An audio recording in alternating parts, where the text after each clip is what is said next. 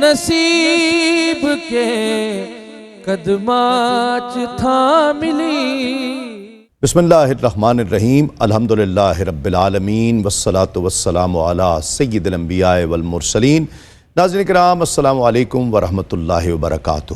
آپ خصوصی پروگرامز دیکھ رہے ہیں خلیفہ اول حضرت ابو بکر صدیق رضی اللہ تعالی عنہ۔ روایت میں آتا ہے کہ حضور نبی کریم صلی اللہ علیہ وآلہ وسلم نے کھانا تیار فرمایا، صحابہ کرام کو دعوت دی، سب حاضر ہوئے۔ آقا علیہ الصلوۃ والسلام نے سب کو ایک ایک لقمہ عطا فرمایا۔ حضرت ابو بکر صدیق رضی اللہ تعالیٰ عنہ کو 3 لقمے عطا کیے۔ حضرت عباس رضی اللہ تعالیٰ عنہ نے جب اس کی وجہ پوچھی تو آقا علیہ الصلوۃ والسلام نے فرمایا کہ جب میں نے پہلا لقمہ دیا تو جبرائیل نے مبارکباد دی کہ اے عتیق تجھے مبارک ہو۔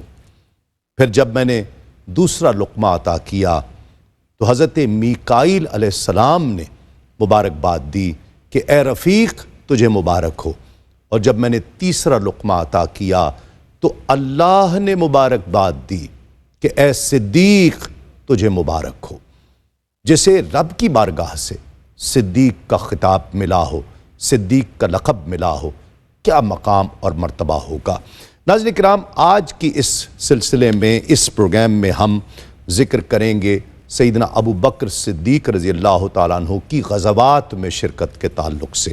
غزوہ بدر میں آپ کا کردار کیا رہا، احد میں آپ کا کیا کردار رہا، صلح حدیبیہ میں آپ کا کیا کردار رہا، تبوک میں آپ کا کیا کردار رہا، ان تمام چیزوں کا تذکرہ، گویا قتال کا تذکرہ، آپ کی سخاوت کا تذکرہ سیدنا ابو بکر صدیق رضی اللہ تعالیٰ عنہ۔ آج خاص طور پر یہ تذکرہ کیا جائے گا، بہت ہی روح پرور پروگرام ہوگا انشاءاللہ۔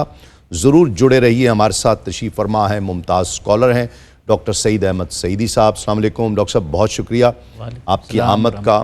قبلہ ہمارے ساتھ ایک اور ممتاز عالم دین، ممتاز اسکالر ڈاکٹر حافظ عرفان اللہ سیفی صاحب تشریف فرما ہیں۔ السلام علیکم ڈاکٹر صاحب، آپ کا بھی بہت شکریہ۔ اور بہت خوش آواز، خوش انداز، ممتاز محترم ثناخواں شہزاد لیاقت صاحب ہمارے ساتھ تشریف فرما ہیں۔ السلام علیکم، آپ کا بھی بہت شکریہ۔ آغاز نعت سے ہی کرتے ہیں، بسم اللہ۔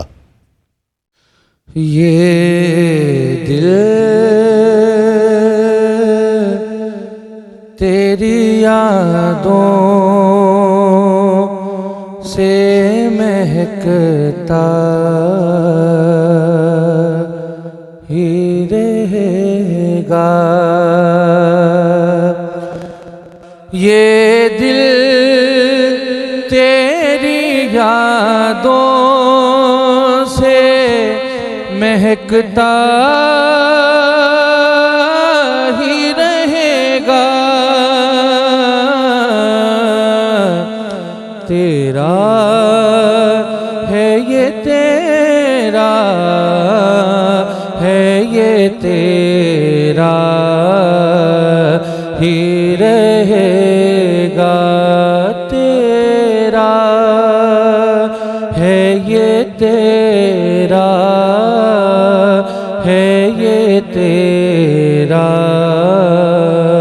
ہی رہے گا۔ یہ نام محمد ہے کہ رحمت کا سمندر، یہ نام محمد ہے کہ رحمت کا سمندر، بہتا ہے یہ بہتا ہے یہ بہتا ہی رہے گا، اور سرکار سے مانگو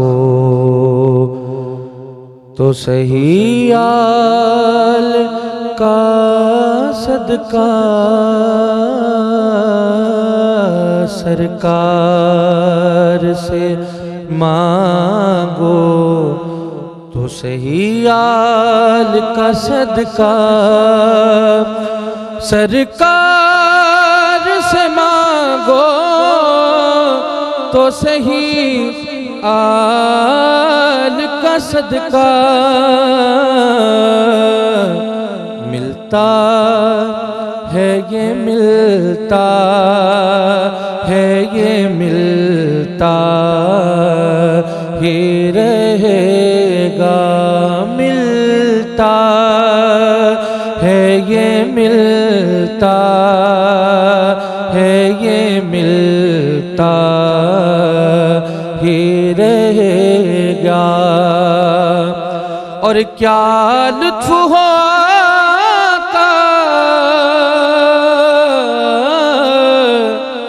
مجھے محشر میں یہ کہہ دے،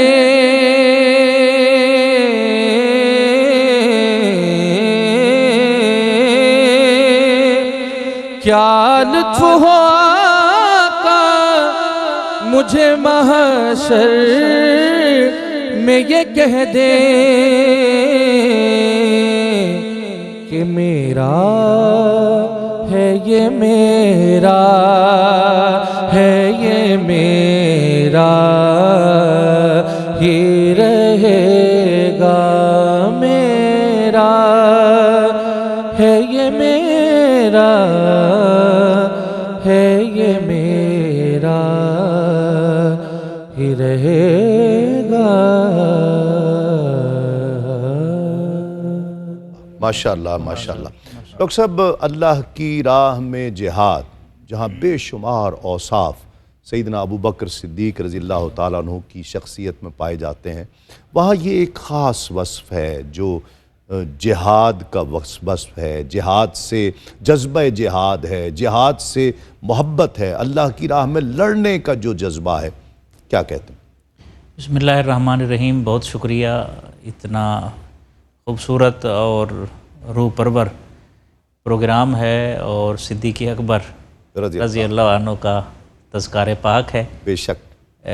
کہا جاتا ہے کنول کا پھول اتنا شفاف نہیں ہے جتنا صدیق اکبر کا عشق رسول شفافیت۔ اللہ اکبر، اللہ اللہ۔ اور روئے زمین پر افضل البشر بعد الانبیاء کا جنہیں شرف بخشا گیا۔ بات، سبحان اللہ۔ اور جہاں عشق کی بات آئے گی، جہاں وفا کی بات آئے گی، جہاں ایثار کی بات آئے گی، تو وہاں صدیق اکبر آپ کو سب سے آگے آگے نظر آئے۔ کیا بات، بے شک۔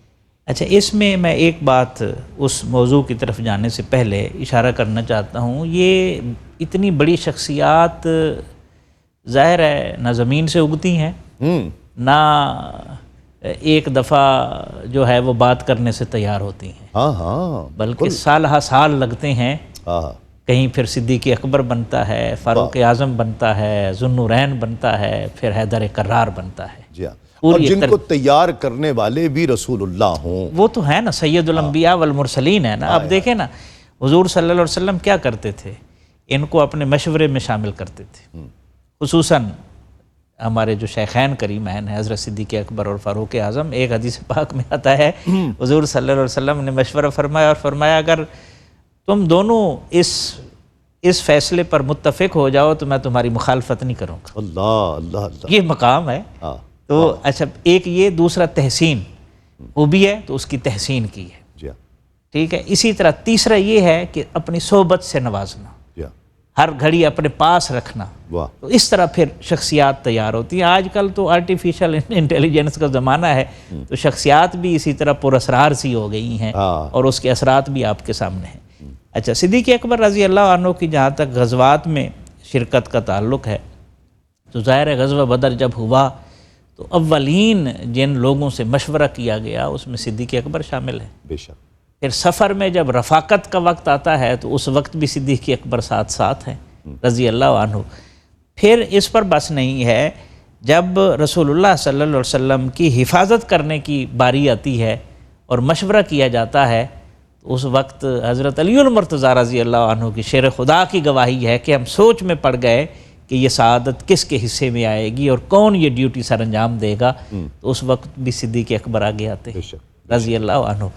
اور چوتھا پہلو اس میں دیکھیں تسلیم بھائی، جو بڑا روح پرور پہلو ہے، کہ رسول اللہ صلی اللہ علیہ وسلم سے اتنا والہانہ عشق ہے، اتنی محبت ہے، جب محبوب خدا کی گریہ وزاری دیکھتے ہیں، بار بار سجدہ ریزی دیکھتے ہیں، اللہ اللہ، اور جب آپ کے کاندھے مبارک سے کملی مبارک جو ہے وہ زمین پر جاتی ہے تو صدیق اکبر برداشت نہیں کر پاتے۔ بدر کا موقع ہے، بدر کا موقع، اور عرض کرتے ہیں یا رسول اللہ صلی اللہ علیہ وسلم بس کیجیے، آپ کا رب کبھی آپ کو رسوا نہیں کرے۔ ہائے ہائے ہائے، تو اس دعا کرنے کے وقت بھی صدیق اکبر کی تسلی جو ہے وہ پیچھے بیٹھے ہیں، پیچھے بیٹھے ہائے ہیں ہائے، اور تسلی دے رہے ہیں۔ واہ تو اس میں جتنے پہلو بھی آپ دیکھیں نا، جنگ میں جب کوئی جاتا ہے اور ایسا محسوس ہوتا ہے، آپ رہنمائی فرمائیں گے کہ ایسا محسوس ہوتا ہے کہ سرکار بھی اس وقت چاہتے ہیں کہ اس موقع پر ابو بکر میرے ساتھ ہو۔ دیکھیں نا، حضرت ابو بکر کے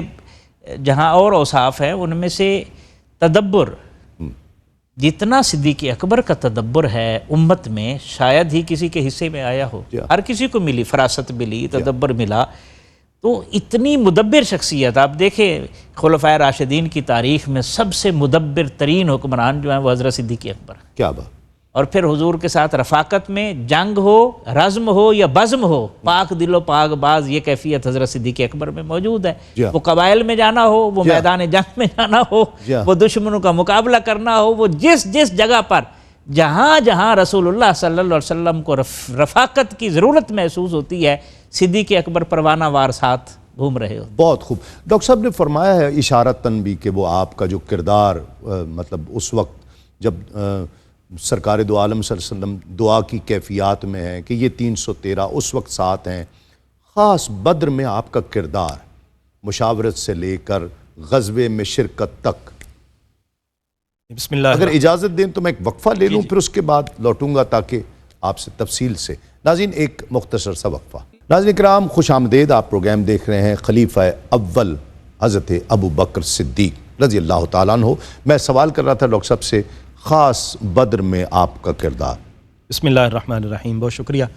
حضرت سیدنا صدیق اکبر رضی اللہ تعالی عنہ کے جو بہت سارے اوصاف ہیں، ان میں شجاعت، بہادری، یہ بھی آپ کا ایک وصف خاص ہے۔ بے شک، یعنی حضور صلی اللہ علیہ وآلہ وسلم پر اپنا سب کچھ قربان کر دینا، سخاوت، اور حضور علیہ الصلاۃ والسلام کے ساتھ سنگت اور معیت، جس طرح ڈاکٹر صاحب نے ذکر کیا، ان میں ایک خاص وصف جو شجاعت اور بہادری کا ہے وہ ہمیں ہر جگہ پر نظر آتا ہے۔ اب دیکھیں جو حضور کے ساتھ ہجرت ہے اس میں بھی یہ وصف نظر آتا ہے۔ کیا غزوہ بدر کا چونکہ ہم خاص بات ذکر کر رہے ہیں تو نبی کریم صلی اللہ علیہ وآلہ وسلم قریش سے ہے نا، تو وہ خاص وقت تو یہ اللہ تبارک و علامت ہے۔ تعالیٰ نے حضرت سیدنا ابو بکر صدیق رضی اللہ تعالیٰ عنہ کو بے خوفی اور نڈری اور بے باکی کی وہ کیفیت عطا فرمائی تھی کہ آپ دیکھیں کہ سانپ کا ڈنگ اپنی ایڑی پر برداشت کر رہے ہیں، لیکن نبی کریم صلی اللہ علیہ وآلہ وسلم کے لیے نہیں برداشت کر سکتے۔ جی ہاں، حضور صلی اللہ علیہ وآلہ وسلم جب ہجرت فرماتے ہیں نا جی،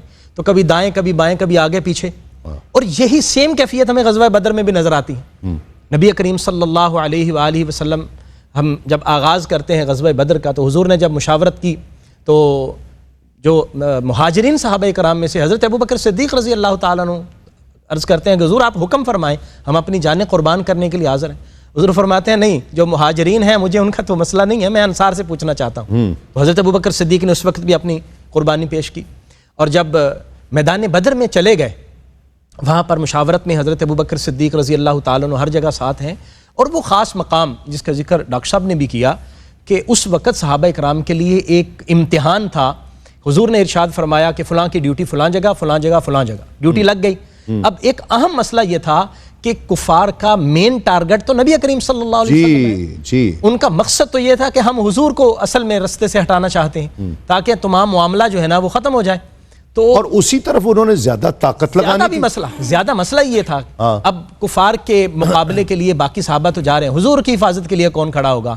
حضرت سیدنا علی المرتضیٰ رضی اللہ تعالیٰ عنہ نے اپنے دور خلافت میں جب یہ خطبہ دیا تھا اس وقت آپ نے بیان فرمایا، آپ نے لوگوں سے پوچھا من اشجاع الناس، لوگوں بتاؤ بہادر کون ہے سب سے زیادہ؟ تو انہوں نے کہا حضور امیر المومنین آپ ہیں۔ آپ نے فرمایا نہیں، میں تمہیں غزوہ بدر کی طرف لے چلتا ہوں، اور میں وہ حوالہ دیتا ہوں کہ جب حضور نے پوچھا تھا کہ سارے جاؤ اور یہاں پر میرے ساتھ کون رہے گا، اور ہم نے مشاورت کی تھی کہ حضور کے پاس وہ رہے جو ہر اعتبار سے ایکٹیو بھی ہو، بہادر بھی ہو، اور وہ ایک پلک میں بھی غفلت کا مظاہرہ نہ کر سکے اور جانثار بھی ہو، جانثار بھی ہو، تو کسی کی جرت نہیں ہوئی تھی، کیونکہ یہ حضور صلی اللہ علیہ وسلم کی حفاظت چھوٹا سا معاملہ نہیں تھا، ہاں، اس میں اگر تھوڑی سی چوک ہو جاتی تو بہت زیادہ نقصان تھا۔ جی ہاں، تو اس وقت جس ہستی نے لبیک کہا تھا تو وہ ابو بکر صدیق رضی اللہ عنہ، سبحان اللہ، وہ ابو بکر صدیق رضی اللہ تعالیٰ عنہ حضور کے دائیں بائیں آگے پیچھے۔ حضور نے فرمایا ابو بکر کیوں پریشان ہوتے ہو؟ ایک طرف حضور کی پریشانی تھی کہ میرے صحابہ، ہاں، اور حضرت ابو بکر صدیق کی پریشانی تھی کہ میرے آقا، واہ واہ کیا بات، اور حضور آپ پریشان اس لیے ہوں کہ کفار گھوم رہے ہیں، کہیں آپ پر تیر آگے سے نہ چلا دیں، دائیں سے نہ بائیں سے نہ۔ ابو بکر چاہتا یہ ہے کہ وہ تیر کا جو وار ہے ابو بکر برداشت کرے، حضور آپ کو نقصان نہ پہنچے۔ کیا بات، کیا اللہ تعالیٰ نے غزوہ بدر میں فتح عطا فرمائی۔ غزوہ بدر کے بعد، فتوحات کے بعد جو قیدیوں کا مسئلہ تھا اس میں بھی حضور نے جو مشاورت فرمائی، ابو بکر صدیق نے عرض کیا کہ حضور جو قیدی ہیں ان کو اگر فدیہ لے کر ہم چھوڑ دیں تو ہمارے ہی بھائی ہیں، ممکن ہے کہ کل کو مسلمان ہو جائیں گے تو ہمارے ساتھ ہمارے ممد و معاون ثابت ہوں گے۔ جی ہاں، تو حضور نے ابو بکر صدیق کے مشورے پر عمل کرتے ہوئے ایسے ہی حکم دیا کہ جو فدیہ دے سکتے ہیں وہ فدیہ دیں، نہیں دے سکتے تو پڑھا دیں، بچوں کو پڑھانے کا کام سر انجام دیں۔ تو سیدنا ابو بکر صدیق رضی اللہ تعالیٰ عنہ نے پورے غزوہ بدر میں مدینہ المنورہ سے لے کر غزوہ بدر تک اور واپس مدینہ پہنچنے تک نبی کریم صلی اللہ علیہ وسلم پری غزوہ بھی پوسٹ غزوہ بھی جو ایک کردار صدیق کا ہے اسی طرح، اور غزوہ کے دوران بھی جو اہم جو مورچہ تھا نا وہ حضرت ابوبکر صدیق کے پاس۔ صحیح، احد کی نزاکت اس اعتبار سے بھی ہے کہ کافر جو ہے مشرک گھر پہنچ گیا ہے، اور وہاں پر پھر ہم دیکھتے ہیں کہ نزاکت جنگ کے دوران بھی ہمیں نظر آتی ہے، اس میں سیدنا ابوبکر صدیق کا کردار۔ جی، غزوہ احد اس حوالے سے بڑا اہم ہے کہ اس میں اللہ تعالیٰ نے مسلمانوں کو سبق سکھایا، اور اس سبق سکھانے کی کئی جہتیں تھیں۔ ان میں سے ایک یہ تھی کہ رسالت مآب صلی اللہ علیہ وسلم کی خواہش تھی کہ مدینہ میں رہ کر کفار کا مقابلہ کیا جائے۔ ٹھیک ہے، آپ کی رائے یہ تھی۔ ٹھیک ہے، آپ صلی اللہ علیہ وسلم صرف مشورہ نہیں کرتے تھے، مشورہ قبول بھی کرتے تھے، بے شک، اور مشورہ دینے والے کون تھے؟ نوجوان تھے، اس میں حضرت امیر حمزہ بھی شامل تھے، اور باقی کافی سارے نوجوان بھی تھے جو چاہتے تھے بدر میں، وہ دیکھ چکے تھے اللہ کی نصرت اور اعانت کا اور مسلمانوں کی جمع مردی کا۔ تو جو کبار صحابہ تھے اس میں ظاہر انصار بھی ہوں گے، لیکن مہاجرین میں تو سب سے بڑے حضرت صدیق اکبر رضی اللہ عنہ نے، انہوں نے عرض کیا رسول اللہ صلی اللہ علیہ وسلم، یہ نوجوانوں کی بات ہے، تو اگر آپ کی جو رائے ہے وہ زیادہ بہتر ہے۔ رسول اللہ صلی اللہ علیہ وسلم نے فرمایا جب اللہ کا رسول جنگی لباس پہن کر آ جائے تو پھر پیچھے قدم نہیں ہٹاتا۔ یعنی اس موقع پر مشورہ اگرچہ دیا گیا کبار صحابہ کی طرف سے، چونکہ وہ نوجوانوں کی حوصلہ افزائی بھی تھی اور آگے سبق کا پہلو بھی تھا ان فیوچر بھی، تو اس لیے وہ رائے مانی گئی۔ تو اب حضرت ابوبکر صدیق کی اس وقت سے لے کر پریشانی بھی تھی، لیکن ثابت قدمی رہی، اور اینڈ تک ثابت قدم رہے۔ اور اس تکلیف میں جب رسول اللہ صلی اللہ علیہ وسلم پر حملہ ہو جاتا ہے اور 13 انصاری صحابی جو ہے یک بعد دیگرے حضور کے سامنے کٹ رہے ہیں اور اپنی جان دے رہے ہیں، اس حالت میں جب رسول اللہ صلی اللہ علیہ وسلم کے ساتھ صدیق اکبر رسول اللہ صلی اللہ علیہ وسلم کو ایک مقام پر لے جایا جاتا ہے، پھر آپ کا لہو مبارک جو ہے اسے صاف کیا جاتا ہے اور مرہم پٹی کی جا رہی ہے، اس وقت بھی صدیق اکبر ساتھ ہے۔ اور جب ابو سفیان نے کہا تھا کہ محمد صلی اللہ علیہ وسلم قتل کر دیے گئے ہیں یا زندہ ہیں یہ بتاؤ، تو اس وقت ایک جواب تو فاروق اعظم رضی اللہ عنہ نے دیا تھا، لیکن صدیق اکبر کا جواب بھی ملتا ہے، اس کے بعد صدیق اکبر بھی بولے کہ ہم زندہ ہیں، ٹھیک ہے۔ تو اس حالت میں، اس تکلیف کی حالت میں بھی وہاں پر موجود ہے۔ اچھا، اس میں ایک اور چیز جو ہمیں سیکھنی چاہیے وہ یہ ہے کہ صدیق اکبر رضی اللہ عنہ جو مشن تھا نا، نبوت کا جو مشن ہے وہ کیا ہے؟ لیظہر الدین لیظہرہ علی الدین کلہ، تو اس مشن کے سب سے بڑے علمبردار جو ہے وہ بھی صدیق اکبر ہے۔ اللہ اللہ۔ اور اس موقع پر باقاعدہ یہ آیت بھی اتری، افإن مات او قتل انقلبتم، اللہ، کیا اگر رسول اللہ صلی اللہ علیہ وسلم وصال فرما جائیں یا شہید کر دیے جائیں تو کیا تم اس مشن سے الٹے پاؤں پھر جاؤ گے؟ اللہ۔ تو یہ جو مشن کا شعور تھا وہ بھی صدیق اکبر میں کما حقہ موجود تھا، اور یہی وہ احد کا منظر مسلمانوں کو دکھا کر در حقیقت رسول اللہ صلی اللہ علیہ وسلم کے وصال کے لیے تیار کیا گیا کہ جب رسالت مآب صلی اللہ علیہ وسلم کا وصال ہوگا تو اس وقت کیا کیفیت ہوگی. اس وقت بھی جس طرح احد میں سنبھالنے والے صدیق اکبر ہے، اس وقت حضور کے وصال کے وقت بھی یہی آیت پڑھ کر امت کو سہارا دینے والے بھی صدیق اکبر. اللہ اللہ. یہ جو تدبر ہے، یہ جو شعور کی گہرائی ہے، یہ جو مشن سے محبت ہے اور مزاج آشنائی ہے، اور مزاج آشنائی ہے، واہ واہ، وہ یہ صدیق اکبر میں. کیا بات. ڈاکٹر صاحب، صلح حدیبیہ یہ جو معاہدہ ہوتا ہے، اب سفر کر کے سرکار اور ان کے ساتھی جو ہے وہ مکے کی تک پہنچ گئے ہیں. یہاں صورتحال بھی بالکل مختلف ہے، سنیریو بہت مختلف ہے، پوزیشن بھی بہت مختلف ہے. وہاں سیدنا ابوبکر صدیق کے کردار کو کس طرح آپ دیکھ رہے ہیں؟ رضی اللہ تعالیٰ عنہ. حضور صلی اللہ علیہ وآلہ وسلم سن 6 ہجری میں 1400 صحابہ کرام کی معیت میں اب مکہ المکرمہ عمرہ کی نیت سے آتے ہیں اور مقام حدیبیہ پر آپ پڑاؤ ڈالتے ہیں. کفار آپ کو روک لیتے ہیں کہ جناب آپ آگے نہیں آ سکتے. حضور صلی اللہ علیہ وآلہ وسلم پیغام بھیجتے ہیں حضرت سیدنا عثمان غنی کے ہاتھ کہ ہمارا پروگرام عمرے کا ہے، لڑائی جھگڑے کا نہیں ہے، تو عمرہ کرنے دیا جائے. ٹھیک ہے. حضرت عثمان غنی کو ادھر روک لیا جاتا ہے، افواہ اٹھ جاتی ہے. اس وقت بیعت رضوان ہوتی اور نبی کریم صلی اللہ علیہ وآلہ وسلم کے دست مبارک پر سب سے پہلے جنہوں نے بیعت فرمائی حضرت ابوبکر صدیق رضی اللہ. اللہ اکبر. خون عثمان کا بدلہ لینے کے لیے اور اپنی جانیں قربان کرنے کے، کیونکہ اس وقت جو 1400 صحابہ نا جن کے بارے میں قرآن نے کہا کہ ید اللہ فوق ایدیہم انما یبایعون الذین یبایعونک انما یبایعون اللہ، جو آپ سے بیعت کر رہے ہیں وہ اصل میں اللہ سے بیعت کر رہے ہیں. ید اللہ فوق ایدیہم، ان کے ہاتھوں پر اللہ کا ہاتھ ہے. واہ. اور لقد رضی اللہ عن المؤمنین اذ یبایعونک تحت الشجرہ، اللہ ان سارے مومنوں سے راضی ہوا جنہوں نے اس درخت کے نیچے آپ سے بیعت لی تھی. حضرت ابوبکر صدیق رضی اللہ تعالیٰ عنہ، وہ بیعت ہو گئی، معاملات افہام و تفہیم کی طرف چل پڑے، صلح کی بات ہو گئی. جب صلح ہوتی ہے اور صلح لکھ لی جاتی ہے، وہاں حضرت سیدنا علی المرتضیٰ رضی اللہ تعالیٰ عنہ کی محبت بھی اپنی جگہ پر.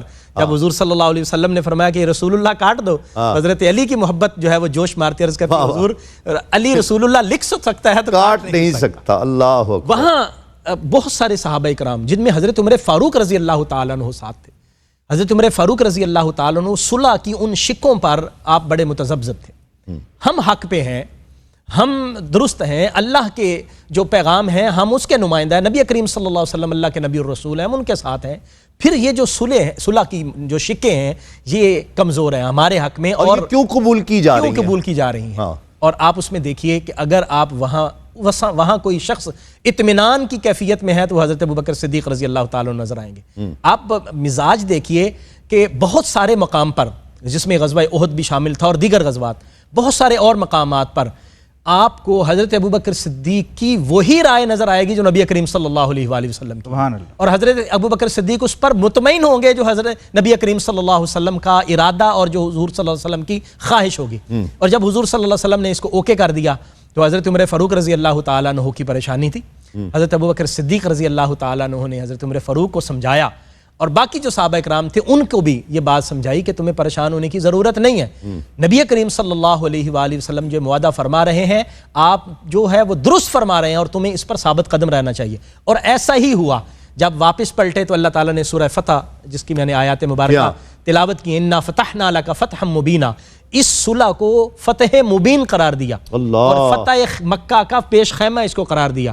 پھر نبی کریم صلی اللہ علیہ وسلم نے جب یہ آیات مقدسہ پڑھی، حضرت ابوبکر صدیق مسکرا پڑے اور فرمایا عمر دیکھ لو، اللہ تعالیٰ نے بھی اس صلح کی فتح کو ہمارے حق میں درج فرمایا ہے اور اسے پیش خیمہ وجہ قرار دیا، ہمارے لیے فتح مبین قرار دیا ہے. اور یہ نبی کریم صلی اللہ علیہ وآلہ وسلم کے ساتھ حضرت ابوبکر صدیق رضی اللہ تعالیٰ عنہ کی میت اور حضور کے جو فیصلے تھے ان فیصلوں پر حضرت ابوبکر صدیق کا مہر تصدیق ثبت کرنا ہی آپ کو صدیق بناتا ہے. اور حضور علیہ الصلاۃ والسلام کے ساتھ جو اس وقت صلح حدیبیہ کے موقع پر آپ دیکھیں کہ جو عروہ بن زبیر ثقفی نے دیکھا تھا کہ حضور صلی اللہ علیہ وآلہ وسلم کی کیفیت کیا ہے کہ آپ وضو فرماتے ہیں تو وضو کے پانی کے قطرے نیچے نہیں گرتے، اور آپ اگر اپنے منہ مبارک سے لعاب دہن پر نکالتے ہیں تو وہ لعاب دہن بھی نیچے نہیں گرتے. صحابہ کرام کے ہاتھ پہ آتا ہے.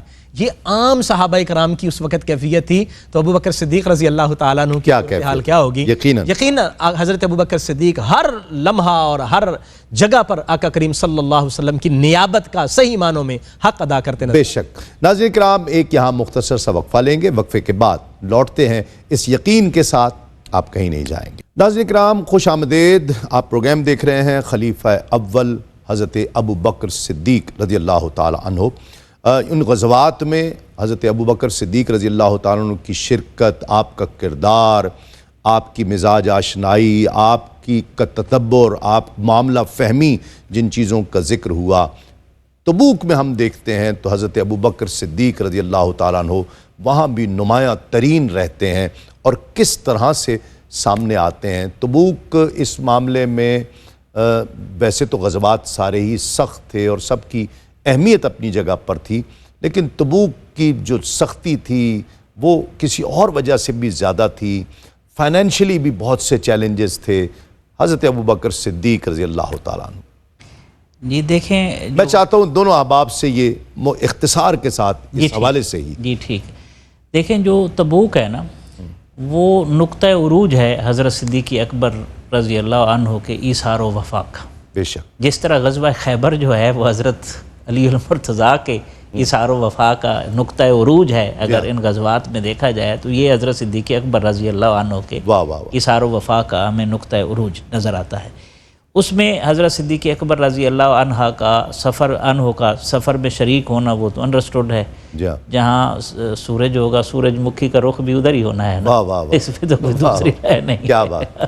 اچھا، دوسرا، اس وقت جب رسول اللہ صلی اللہ علیہ وسلم نے اعلان فرمایا تو آپ اپنے گھر کا سارا سامان لے کر آتے، اور پھر سامان نہیں لے کر آتے، رسول اللہ صلی اللہ علیہ وسلم نے تحسین فرمائی، اس کی نبوی تحسین ملی کہ جس کسی نے بھی میرے اوپر احسان کیا ہے، میں نے اس کے احسانات کا بدلہ دنیا میں چکا دیا ہے، سوائے صدیق اکبر کے احسانات کے۔ یعنی یہ کمال تحسین ہے زبان رسالت سے، زبان نبوت سے، اور اس کی تحسین خود پروردگار نے بھی فرمائی ہے مختلف مواقع پر۔ یعنی اتقا کا جو کلمہ ہے یہ صدیق اکبر کے لیے استعمال ہوا ہے، اور جہاں جہاں بھی وہ مال خرچ کرتے ہیں، وہ حضرت بلال کی آزادی ہو یا کوئی اور مرحلہ ہو، اللہ نے قیامت تک کے لیے ان کو یہ سرٹیفکیٹ دیا ہے، وَسَيُجَنَّبُهَا الْأَتْقَى الَّذِي يُؤْتِي مَالَهُ يَتَزَكَّى وَمَا لِأَحَدٍ عِندَهُ مِن نِعْمَةٍ تُجْزَى اللہ خالصۃ لوجہ اللہ۔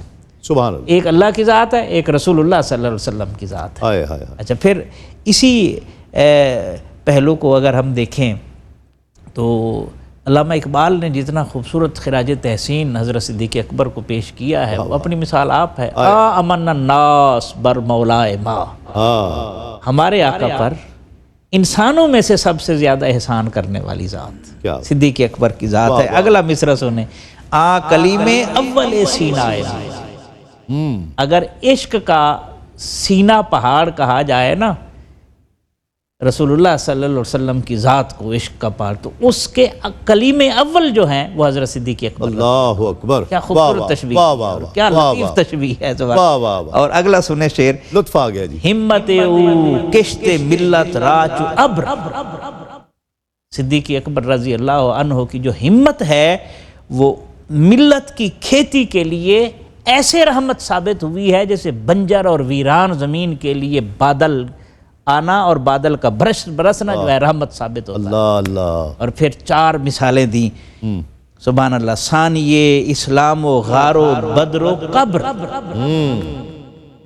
یعنی حضور صلی اللہ علیہ وسلم تو ظاہر ہے جو وہی اتری سب سے پہلے ایمان لانے والے وہی ہیں نا، تو اس کے بعد کون ہے؟ اس کے بعد صدیق اکبر رضی اللہ عنہ۔ واہ واہ واہ۔ اور یہ ثانیے اسلام و غار، وہ بھی مشکل وقت تھا، اس وقت بھی اپنے کاندھوں پہ اٹھا کر رسول اللہ صلی اللہ علیہ وسلم کو، اس پری پیکر کو اس غار ثور تک لے جانا اور حفاظت کا فریضہ سر انجام دینا کوئی آسان کام تھا۔ اور آگے وہ کہتے ہیں بدر ہم تذکرہ کر چکے، اور قبر میں بھی جو ثانی ہیں حضور صلی اللہ علیہ وسلم کے ساتھ ہیں وہ بھی صدیق اکبر ہے۔ اب اس میں دوسرا پہلو یہ ہے، اگر صدیق اکبر نے وفا کی انتہا کر دی ہے تو رسول اللہ صلی اللہ علیہ وسلم نے بھی عطا کی انتہا کر دی۔ جی قبلہ۔ اسی حوالے سے تبوک کے حوالے سے. جی، غزوہ تبوک کو جیش الاسرہ کہا جاتا ہے، جی ہاں. تنگی کا غزوہ. اچھا، اس وقت کی بڑی عجیب سی کیفیت تھی. ایک تو قحط سالی کا مرحلہ تھا، سخت گرمی تھی. اچھا، وہ سفر دشوار گزار تھا. سفر بھی دشوار تھا، اور اس وقت ایک اور مسئلہ بھی تھا. مسئلہ یہ تھا کہ لوگ انتظار کر رہے تھے کہ کھجوریں پکنے کا وقت قریب آ گیا ہے. جی ہاں. آپ کو پتہ ہے کہ کسان سارا سال خرچ کرتا رہتا ہے، جی ہاں. اور جب کھیتی کا پکنے کا وقت ہوتا ہے تو وہ کہتا ہے کھیتی کاٹ کے میں سب کے قرضے بھی چکاؤں گا، سارا کچھ. جی ہاں. اور عین اس وقت جب ابھی کھجوریں اتارنے کا وقت تھا، حکم ہوا غزوے پہ چلے. اب بہت زیادہ مسئلہ تھا، ابھی پیچھے قسمہ پرسی کی کیفیت بھی ہے اور اب انتظار تھا، پھر گرمی بھی بلا کی ہے، اس وقت سفر کرنا بھی بہت مشکل ہے، مالی کیفیت بھی نہیں ہے، اور حکم ہو گیا ہے جہاد کریں. اور پھر ضرورت بھی ہے کہ مالی طور پر جو لشکر ہے اس کی تیاری کی جائے. تو اب جب اعلان ہوتا ہے تو سب سے پہلے نبی کریم صلی اللہ علیہ وسلم کی خدمت میں جو نذرانہ محبت پیش کرتے ہیں وہ ابوبکر صدیق رضی اللہ تعالیٰ عنہ. سبحان اللہ. اور وہ کیا ہے، سارا کچھ لے کے حضور کی خدمت میں آ جاتے ہیں. پوچھتے ہیں کہ ابوبکر یہ سارا کچھ لے آؤ، گھر کے لیے کیا چھوڑا ہے؟ ہائے ہائے. اور جواب سنیے تو عرض کرتے ہیں ابقیت لہم اللہ ورسولہ، ان کے لیے اللہ اور اس کا رسول چھوڑا ہے. واہ کیا. ان کے لیے اللہ اور اس کا رسول اور رسول اللہ کو کہہ رہے ہیں. تو آپ دیکھیے محبت کا. واہ واہ. رسول اللہ کو ہی کہہ رہے ہیں اب میں رسول اللہ کو چھوڑایا ہوں. ابقیت لہم اللہ ورسولہ. آپ توکل کی آپ انتہا دیکھیے اور عشق کی انتہا دیکھیے. اور پھر نبی کریم صلی اللہ علیہ وآلہ وسلم کی خدمت میں جب پیش ہوتے ہیں اور اس کیفیت میں ہیں کہ جو لباس تھا اور اس کی کچھ تھوڑی بہت قیمت ہو سکتی تھی وہ بھی اتار دیا اور ٹاٹ پہن لیتے ہیں. اور حضرت جبریل امین آ جاتے ہیں، اور حضرت جبریل امین اللہ کی طرف سے پیغام لے کے آتے ہیں. حضرت ابوبکر کی اس قربانی کو سراہتے ہوئے اور اس پر اللہ کی طرف سے یعنی مبارکباد پیش کی جاتی ہے، اور وہ لباس انہوں نے بھی ویسا ہی پہنا ہوا ہے، اور آ کے اللہ کی طرف سے سلام آتا ہے. اور حضور صلی اللہ علیہ وسلم کو حضرت جبریل عرض کرتے ہیں حضور آپ کو بھی سلام ہے اللہ کا، اور آپ کے یار غیار ابوبکر کو بھی سلام ہے. اور اللہ یہ پوچھتا ہے کہ ابوبکر سے پوچھو کہ اس حالت میں اللہ سے راضی ہے؟ اس حالت میں اللہ سے راضی ہے؟ اللہ حضرت ابوبکر صدیق کو جب نبی کریم صلی اللہ علیہ وسلم سلام اللہ کا ارشاد فرماتے ہیں اور بتاتے ہیں تو ابوبکر صدیق کی آنکھوں سے آنسو جاری ہو جاتے ہیں اور عرض کرتے ہیں کہ حضور میں کون ہوں اور میری اوقات کیا ہے؟ میں اللہ سے راضی ہوں، اللہ سے راضی ہوں، اللہ سے راضی ہوں. آپ یعنی یہ تکرار شروع کر دیتے ہیں کہ میں یعنی ایک وجد کی کیفیت حضرت ابوبکر صدیق پر طاری ہو جاتی ہے. اللہ نے کس طرح میری اس غلامی کو قبول فرمایا ہے، اور نبی کریم صلی اللہ علیہ وسلم کے ساتھ میری جو محبت ہے حضور نے کس طرح اپنے سینے سے لگایا ہے. تو آقا کریم صلی اللہ علیہ وآلہ وسلم کے ساتھ حضرت ابوبکر صدیق کا جو رشتہ تھا، وفا کا، جان نثاری کا، قربانی کا، اس میں الفاظ ختم ہو جاتے ہیں، ہم اس کو بیان کرنے وفاؤں کو کی تعبیر نہیں کی جا سکتی، نہیں کی جا سکتی. ڈاکٹر صاحب بہت شکریہ آپ کا. قبلہ ڈاکٹر صاحب آپ کا بہت شکریہ. شہزاد لیاقت صاحب آخر میں سیدنا ابوبکر صدیق رضی اللہ تعالیٰ عنہ کی منقبت آپ سے سنیں گے. ناظرین کرام، حضرت ابوبکر صدیق رضی اللہ تعالیٰ عنہ وہ شخصیت ہیں کہ جو ہر مقام پر کھرے نکلے ہیں، ہر امتحان میں کھرے نکلے ہیں. وہ سخاوت کا میدان ہو، شجاعت کا ہو، مشورے کا ہو، تدبر کا ہو، معاملہ فہمی کا ہو، ایثار کا ہو، قربانی کا ہو، مال سے ہو، جان سے ہو، اولاد سے ہو، کسی قسم کے بھی ایثار، قربانی، محبت، عشق میں ابو بکر علامت بنے ہیں، کھڑے ہونے کی علامت بنے ہیں. یہ وہ ہستی ہیں کہ جن پر رہتی دنیا قیامت تک ہر مومن مسلمان جن پر فخر کرتا رہے گا، جن کا نام لیں تو گردنیں جھک جائیں، جنہیں رب پوچھ رہا ہو کہ میرا ابو بکر مجھ سے راضی ہے یا نہیں ہے، اس ہستی کا مقام کیا ہوگا. ہر پروگرام کو ہم نے کوشش کی ہے کہ موضوعات مختلف ہوں، سیدنا ابوبکر صدیق رضی اللہ تعالیٰ عنہ کی سیرت کے مختلف پہلو ہوں، اور پھر یہ خاص اہتمام ہم نے کیا کہ حضرت ابوبکر صدیق رضی اللہ تعالیٰ عنہ کے ایک قول سے اس پروگرام کا اختتام کیا جائے. آج جس قول مبارک کا میں نے انتخاب کیا ہے، سیدنا ابوبکر صدیق رضی اللہ تعالیٰ عنہ کے حکمت بھرے اقوال. حضرت ابوبکر صدیق رضی اللہ تعالیٰ عنہ فرماتے ہیں کہ انسان کی بنیاد، جڑ، گفتگو، انسان کی ہلاکت اور بدبختی کی جڑ گفتگو ہے. انسان پر مصیبتیں جو آتی ہیں اس کی جڑ، اس کی بنیاد، اس کی گفتگو ہے. اس میں چھپی ہوئی ہے۔ ایک اور جگہ کہا کہ انسان پر سب سے زیادہ مصیبتیں اس کی زبان کی وجہ سے آتی ہیں۔ گویا جب بھی بولو، گفتگو کی جائے، پہلے سوچ لیا جائے، اس کو تولا جائے، پھر بولا جائے۔ یہ حضرت ابوبکر صدیق رضی اللہ تعالیٰ عنہ کا مقام ہے۔ انشاءاللہ کل آپ سے اسی سلسلے کی ایک اور کڑی، ایک اور پروگرام سے میں ملاقات ہوگی۔ تسلیم احمد صابری کو اجازت دیجیے۔ السلام علیکم۔ تسلیمات۔ نہیں جاندا زمانہ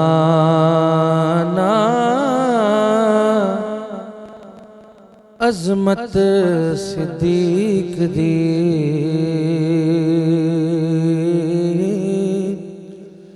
نہیں جاندا زمانہ عظمت صدیق دی، نہیں جاندا زمانہ عظمت صدیق دی، پوچھو رسول پاک تو قیمت صدیق دی،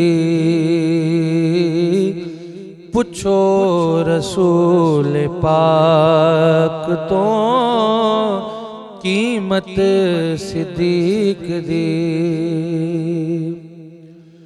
سب کچھ نثار کیتا،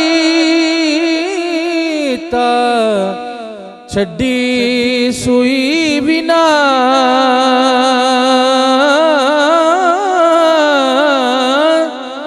سب کچھ نثار کیتا، چھڈی سوئی بنا، اسلام نو جدوں پئی ضرورت صدیق دی، اسلام نو جدوں پئی ضرورت صدیق دی، قدسی ویرشک دوستا کر دیتے ہونگے، قدسی ویرشک دوستا کر دیتے ہونگے، وچگار دے او ویکھ کے سنگت صدیق دی، وچگار دے او ویکھ کے سنگت صدیق دی، صدیق دے نصیب کے قدمات تھا ملی، صدیق دے نصیب کے قدمات تھا ملی، رب نو پسند آئی صداقت صدیق دی، پوچھو رسول پاک تو قیمت صدیق دی۔